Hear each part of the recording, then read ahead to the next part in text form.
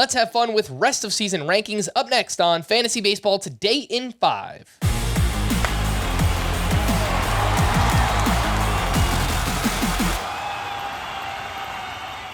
Welcome into FBT in 5 on Thursday, July 6th. I am Frank Sanford, joined by Chris Towers, and let's talk rest of season rankings. Matt Olson is on some kind of run right now, 3 for 4 with his 29th homer. He trails only Shohei Ohtani, and he is currently the 6th overall player in Roto, the 5th best hitter in head-to-head points leagues. Chris, I think that Matt Olson has made a case to be ranked as the number 2 first baseman rest of season. Yeah, I think you can make a very strong case for it. The way he's hitting the ball right now, the bounce back season that I think we were all hoping for, had that huge spring training. There was a lot of hype coming out of that. And, the underlying numbers are terrific across the board. He's hitting the ball really, really hard. He is on pace for not just a career high in home runs. He's on pace to destroy his career high. He's already up to 29 homers. His career high is 39. We think of Matt Olson as one of the elite power hitters in the game, and he's putting together one of the best seasons of his career. As someone who roots for a team in the Braves division, it'd be nice if every player in their lineup wasn't having the best season of their career, but that doesn't seem unlikely or doesn't seem likely to change anytime soon. And, I guess the one thing is when you talk about, is he the number 2 first baseman versus the number 4 first baseman or whatever, Paul Goldschmidt's still a top 25 player in fantasy, and he was one of the best players in fantasy last season. Vladimir Guerrero has been a big disappointment. He's actually a top 70 overall player, which I was kind of surprised to see. And his expected stats, if you look at the StatCast data, actually expect to be better than Matt Olson the rest of the way. He's had this weird thing where he hasn't been able to hit at home this year, but he hit his first home run at home last week, I think, and has 3 in the last couple of weeks now. So getting better.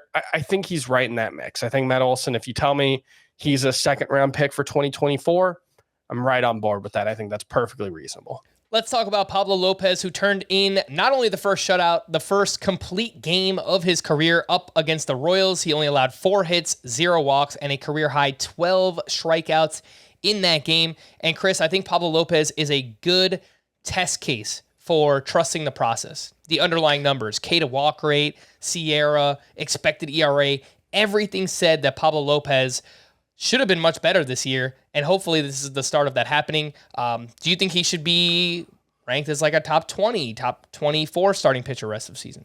I think top 24 for sure. You look at the peripherals, FIP, XFIP, xERA, all point to him being a low 3s ERA pitcher with just a ton of strikeouts, 11.2 K per 9 this season. He's got 4 legitimate swing and miss pitches. Now that the fastball velocity's up, he added that sweeper, the curveball, the changeup, 4 legitimate 30% or more whiff rate pitches right now. And he's still limiting hard contact, which is something that he's always been pretty good at. So, yeah, I think you look at it all the way around, and I think a low to mid 3s ERA and a bunch of strikeouts is what you should expect from Pablo Lopez. Let's move over to Kodai Senga, who tied a season high with 12 strikeouts at the Diamondbacks. He was awesome. 8 innings of 1-run ball, those 12 strikeouts, 18 swinging strikes for Kodai Senga. The velocity was up around 1 mile per hour on all of his pitches, and all of a sudden down to a 3.31 ERA, a 1.28 whip, 11.3 K per 9. Chris, how far can Kodai Senga push up your rankings? Do we think a top 50 starting pitcher? Your thoughts?